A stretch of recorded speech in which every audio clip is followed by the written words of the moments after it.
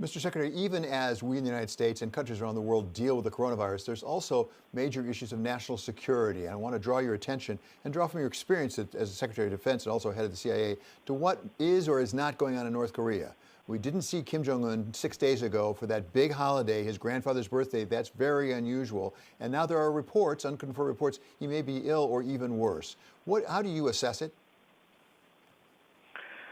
I think we always have to be very careful about reports coming out of North Korea. The reality is it is a very hard target in terms of really getting credible information about what really is going on in North Korea.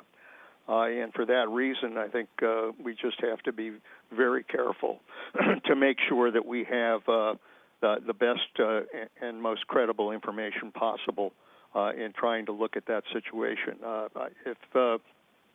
If it is true that Kim Jong Un is very ill, it could have very significant impacts in terms of what happens with North Korea.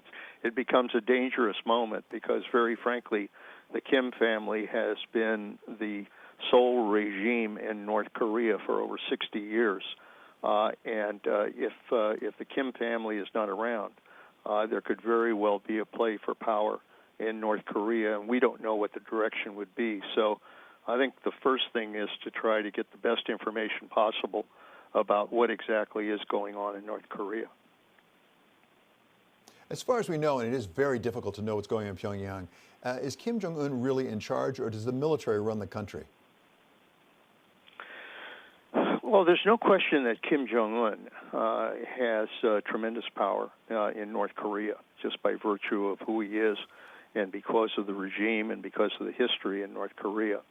But it's also always been true that the military is the primary arm that Kim Jong Un requires in order to maintain control of North Korea.